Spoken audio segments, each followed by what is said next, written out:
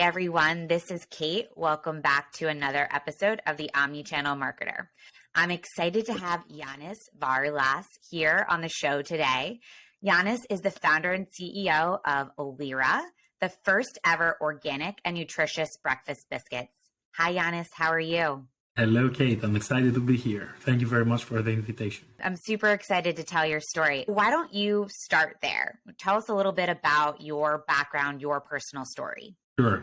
So actually my story begins 5 generations ago. My family owns a flour mill. So for 5 generations, we have been farming and milling grain. Currently, my mother is running the business, and our business is located in Greece, in an area called Thrace, which has been well known since the ancient years for farming of grains. So I personally studied chemical engineering, so I went deeper into the science of formulation and nutrition.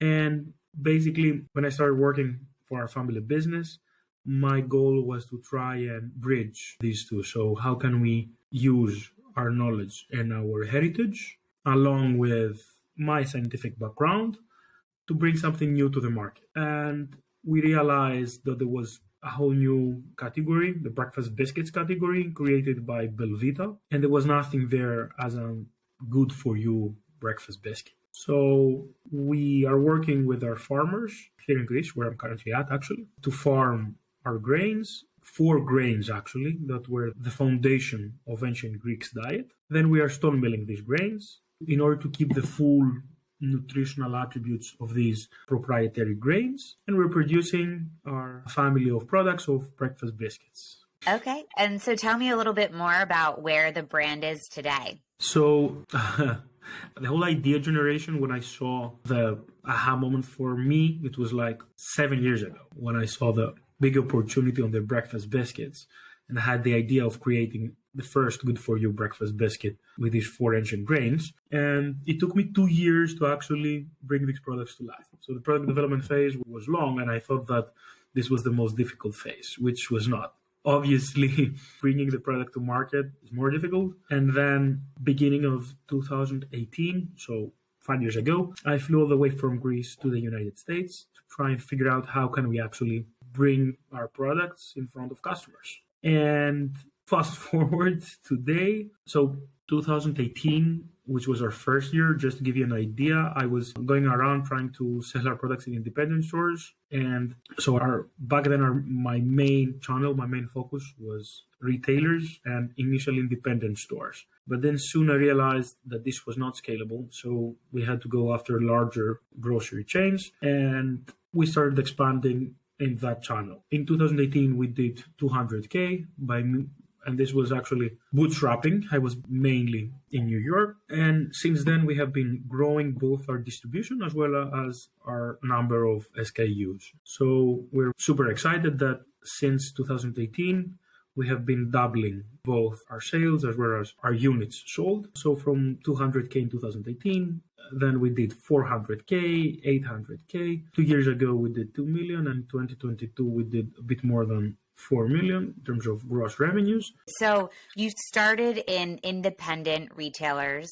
Why did you start there? Yeah. So when I saw initially that the biggest markets were, if we can segment it bigger picture, obviously there are a lot of channels, but if we can see the big picture, it's either physical marketplaces or online. So I understand that physical marketplace, more barriers to entry. It's way more difficult to get into stores, but if you manage to get in, then customers have purchase intent. So to me, it was on the other side, on the online world, there are very low barriers to entry. You can create your own D2C extremely easily. You can go on Amazon and sell your products, which has barely any kind of barrier to entry. But you need to create traffic and you need to create awareness that will actually convert into sales. My background is more technical side, product development as a chemical engineer. So I didn't feel comfortable on how can we leverage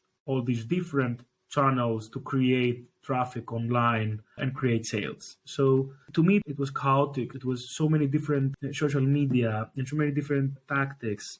And I decided to begin with a channel that to me, it seemed more understandable. So are you selling through Amazon or direct to consumer now? Yes. 75% of our sales are in retail stores, but 25% are online, out of which 15% is Amazon, and the rest are our D2C, along with a couple of other smaller online marketplaces. And so now that you are this omni-channel brand, one, how did you think about launching in D2C, given you started retail first? How did you think about that and how did you do it? So obviously, every channel is connected in a way. So we focused on our retail channel, but we had to have an online marketplace that obviously relates to who we are and what we have been doing. We have invested in having a platform, our D2C, where once customers go into our D2C, then we try to give them the best customer service. And what's customer service for us? First of all, we offer to each customer to communicate directly with us through text marketing. So it's really easy to text either order or ask anything. And then the second aspect that we're offering compared to Amazon, which is actually something that we just added, is a custom bundle. So instead of ordering 6 packs, you can order different number of boxes per flavor. And the third one is, which is also really important for us, is a trial box. So its customer can get into our website and try our products for free, pay only $4.99 for the shipping cost, which is actually more currently, but we're also getting our hands into our pockets for that as well, because we see that customers that try our products, then obviously they come back and repurchase our products. So does that trial box become just a customer acquisition tool for them to try? Yes. It is a customer acquisition tool. We focused on retail, but we built a website that gives benefits to our customers and that converts. We didn't invest in brand awareness, but customers find us in retail locations, and a lot of the times they go online and look for us. So our D2C has been growing, and we have not been investing besides the trial kit in anything else. It's exactly because of word of mouth that comes from the retail channel. And what are some of the retailers that you're in now? So we have some great retail partners. Publix is one of the first great retailers that we partnered. Obviously, Whole Foods, Sprouts, Kroger, along with many other retailers. Great. That's fantastic retail distribution. How do you think about being successful at retail? What can you do as a brand to make yourself successful? So in order to be successful in retail, you need to have at least one item that performs on the top 25% of the whole category. That's really the main driving force. If you have that, then you can use this and bring more items to the shelf. But that's the main key element to create success. And other than just having a really good product, what are the other elements supporting that, like being top 25%? At the end, in order to be on the top 25%, you're competing with so many different products. So there are a lot of tools that you can either promote your product or create awareness around it. But even if you do like BOGOs all the time or invest a ton amount of dollars in store signage or influencer marketing, at the end, it's the product that will sell. That's where we entrepreneurs usually make the biggest mistake, is that we love our product so much that we're not willing to do any compromises or changes. So one of the main learnings that I have is that you need to do a lot of trials and errors till you identify which product is killing it in retail and then start building from that. And that's very difficult, how to do these trials. So you mentioned like going through and building retail that you made a lot of mistakes. Could you tell us about one of those mistakes and what you do differently next time? Yes, I already mentioned it. It was our initial products but they were not on the top 25%. So this is not scalable. In order to actually kill it, in order to become a brand that will be there and manage to be a successful brand in retail, you need to have that point. So that was one of our main mistakes. Obviously, something that is also really critical is having the right unit economics right from the beginning. Now we have a lot of brands talking about it due to the inflation, but this is something that a couple of years ago, no one was talking about it, but it was as critical and as important as it is today. I don't know why people just realize that. It was always important because it makes a huge difference. Forget about profitability. The main difference comes on working capital. So it's not about the bottom line, but it's about the capital needed to grow. And so how do you manage your cash flow and the working capital? Because CPG is a really capital intensive business. So this is something that I hear. How do you manage that? And especially for us, since we are vertically integrated. So being vertically integrated has a lot of advantages and disadvantages. It's super, super complicated, but it gave us a very big advantage during the pandemic because we controlled every step of the supply chain. So we didn't have out of stocks. And we also control our unit economics. That's really critical as well. So we know all the pillars that build up our COGS. So we have fairly good COGS, but we have a fairly good gross margin, but we have a very long cash cycle because we have to stock the ingredients, produce the product, ship it to the US, keep inventory, which is very difficult. So on that aspect, we have to work with our suppliers, with the other suppliers of our ingredients to get some credit, but still it's very difficult to do. That makes sense and is a challenge that I hear from a lot of CPG founders and entrepreneurs. So you spoke about how you're in multiple different channels, but that all of those channels are connected in a way.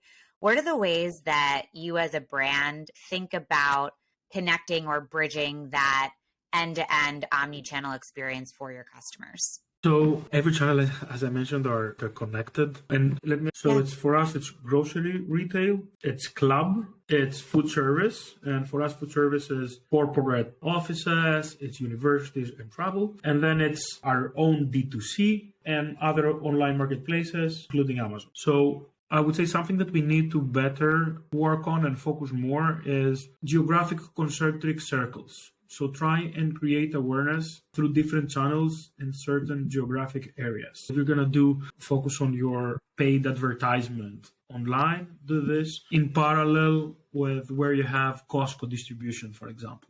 Don't do it just broadly where your customers might be online. Yeah. Okay. So part of the approach is be thoughtful about the geographic distribution of where your retailers are so that, the awareness that you're driving they'll be able to find you in those respective channels. Are you doing anything on the social media side? Very few things. You have to do what's authentic to you as a brand, and that might not be the area of focus. Being a founder is all about focus, and there's only so many things that you could dedicate that focus to. Yannis, when we first met, you were telling me about a story, Expo West. Could you share that story? I thought that was a really good one. The small coincidences of life that are really critical. And so we were at Expo East. It was exactly after the pandemic, the first show after the pandemic. So it was extremely slow. Very few people were working around the show. Very few booths were actually there. I listened to many podcasts of the industry, and one journalist that is hosting in one of these podcasts came by our booth. So I told him, John, I hear one of your podcasts and I really want you to meet me, Charles Karsten, who's the CEO of Lesser Evil. I've heard so many podcasts of yours, but this guy is an incredible guy.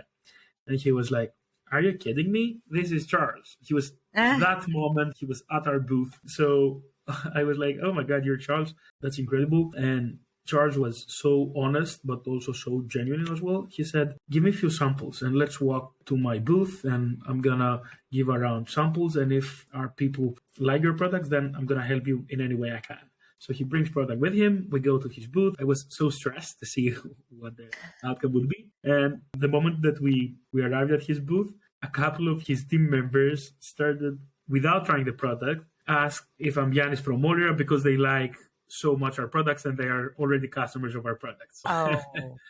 It was two coincidences actually that brought me in touch with Charles, who's an incredible guy, and he has helped me a lot navigating myself into this industry. Amazing. That's such a great story. I love that one. Okay, I'm going to shift into our lightning round here. And so just give me quick answers here on some of your favorite things. Favorite omnichannel brand? The Only Bin. I really love The Only Bin because they are an omnichannel brand, which is very similar stage than we are, but very complementary channels. So they are more on Amazon and Costco, and they want to grow on other channels, whereas we're the exact opposite. All right, so you can share tips on how to be the best in each of those. Family business as well. Brian and his wife are in the business. Great guys, great product. Yeah, I really look up to them. Love that. Thing you wish you could change about our industry? Brokers. Favorite podcast? That's one I found out about this podcast recently, and I really love it. It's The Diary of a CEO from Stephen Bartlett. I don't know that one, and I'm going to listen to it. That sounds great. What is your favorite newsletter? Newsletter, I would say I follow several newsletters from the industry. I would say Nosh. I really like the newsletter from Nosh, yeah.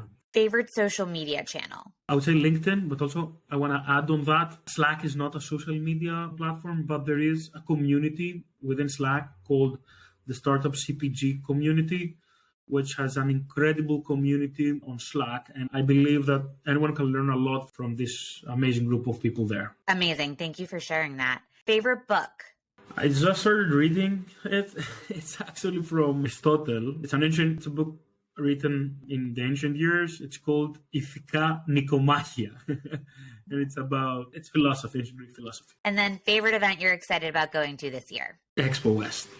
Yeah, I feel like that one's an easy question. Yannis, where can people, our listeners, connect with you? On LinkedIn.